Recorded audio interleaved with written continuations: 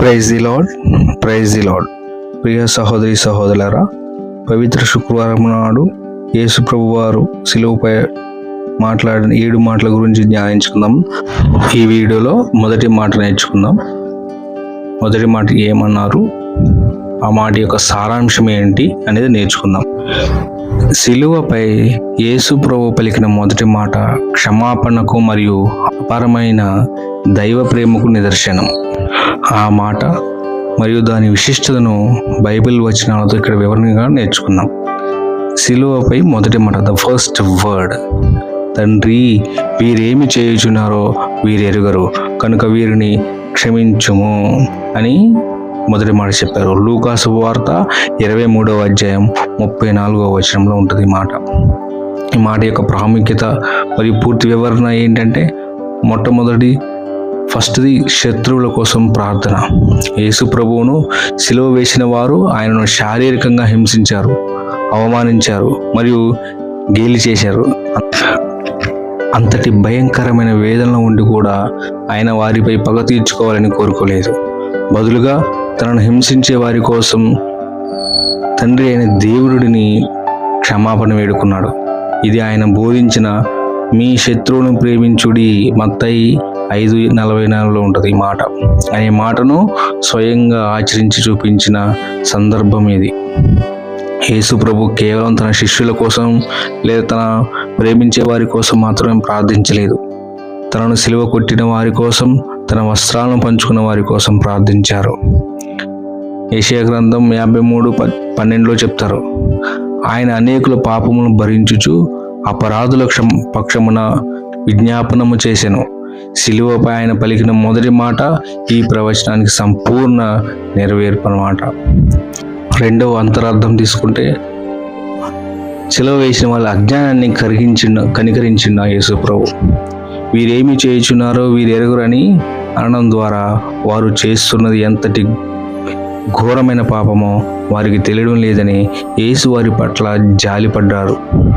వారి లోకరక్షకుడిని సిలువ వేస్తున్నారనే స్పృహల వారికి లేదని, వారి అజ్ఞానాన్ని బట్టి వారిని క్షమించమని వేడుకున్నాడు.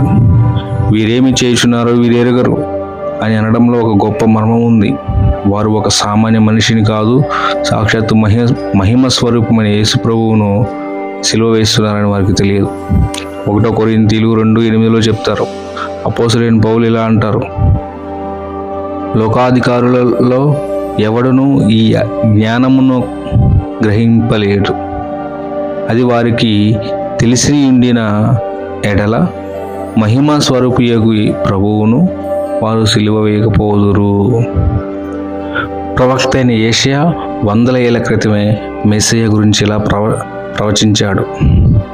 అపరాధుల పక్షమున విజ్ఞాపనము చేసెను. యెషయా 53:12. యేసు సిలువపై పలికిన ఈ మొదటి మాట ద్వారా ఆ ప్రవచనం నెరవేరింది. ఆయన మందరి పాప పరిహారం కోసం తండ్రి ఎదుట మధ్యవర్తిగా నిలబడ్డారు. క్రైస్తవ విశ్వాసానికి క్షమాపణే మూలం.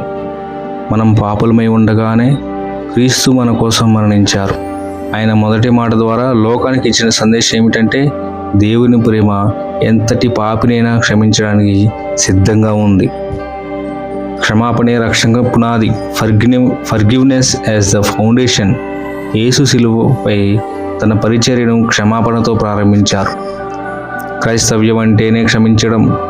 ఆయన రక్తము చిందించబడక ముందే ఆయన తన హృదయంలో వారిని క్షమించేశారు.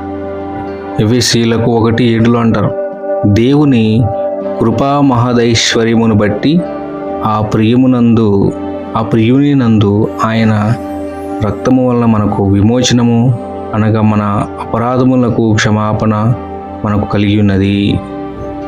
మనకు మాదిరిగానే మనం కూడా మనల్ని బాధ పెట్టిన వారిని ఎలా క్షమించాలో యేసు ఇక్కడ చూపించారనమాట. స్టెఫాను సాక్ష్యం చెప్పిండు. మొదటి మహత సాక్షి అయిన స్టెఫానును రాళ్లతో కొట్టి చంపుతున్నప్పుడు ఆయన కూడా యేసు వలనే ప్రార్థించారు, ప్రభువా వారి మీద ఈ పాపం మోపకము.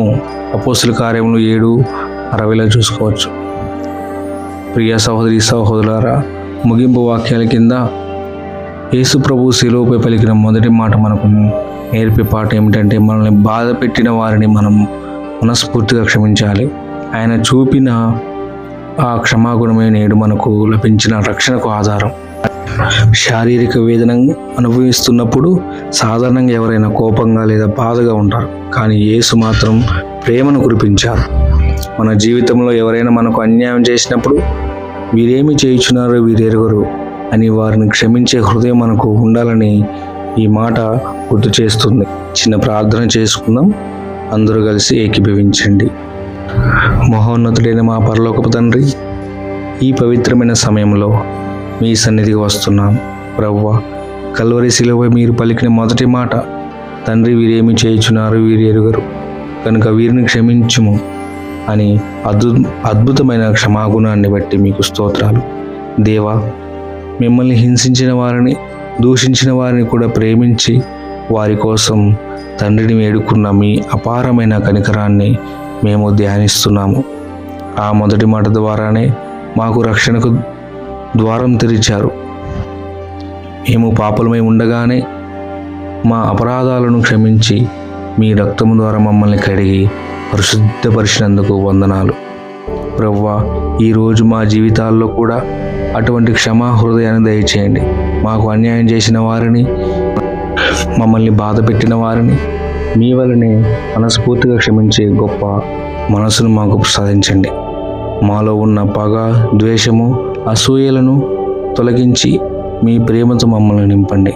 మీ క్షమాపణను పొందుకున్న మేము ఇతరులకు ఆ క్షమాపణను కూడా పంచే సాక్షులుగా జీవించాలని సహాయం చేయండి.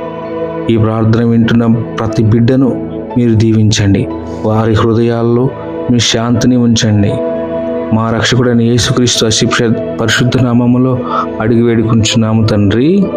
ఆమేన్. ఆమేన్.